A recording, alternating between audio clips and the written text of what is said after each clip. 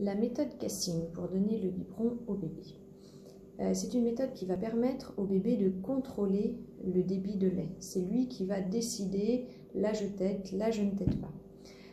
Donc on va positionner le bébé de façon verticale, le plus verticale possible, idéalement à 90 degrés. D'accord?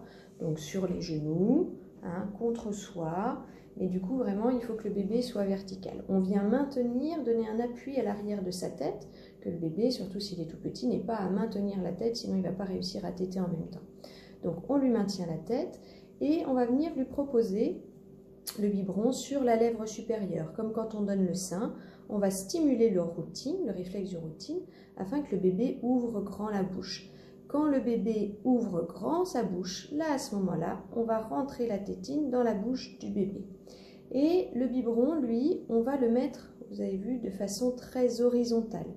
Le lait va venir remplir le biberon de façon horizontale et du coup, le bébé ne va pas subir le débit de lait, comme quand il est comme ça, où là, c'est la pression du lait, la pesanteur qui va faire que le bébé va avaler, avaler, avaler.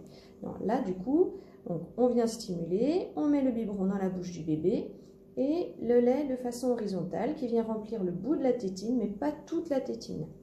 Et donc là, le bébé va suctionner, déglutir, et on va le laisser, en fonction de l'âge, suctionner 5 à 20 fois.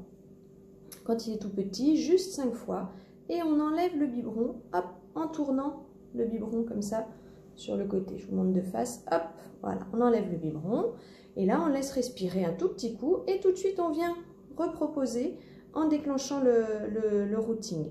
Si le bébé est encore faim, il va rouvrir la bouche et à ce moment-là, on lui redonne. Et on le laisse suctionner, pareil, 5 à 20 fois.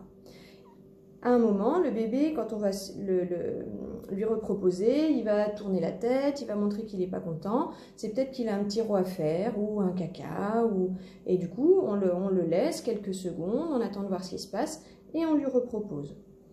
Jusqu'à ce qu'il n'ait plus faim. Et quand il n'a plus faim, en fait, il n'ouvrira plus la bouche et ne viendra plus prendre la tétine. Et cette méthode va permettre d'éviter d'avoir trop de gaz dans le ventre, donc ça va éviter les coliques. Et puis du coup, c'est vraiment le bébé qui gère, j'ai faim, j'ai plus faim, j'ai besoin de faire une pause. Et donc du coup, ça permet vraiment d'avoir un allaitement au biberon à la demande. Le fait de stimuler le routing, ça va permettre d'entretenir justement cette capacité à bien ouvrir la bouche, donc ça va limiter les problèmes quand on remet le bébé au sein.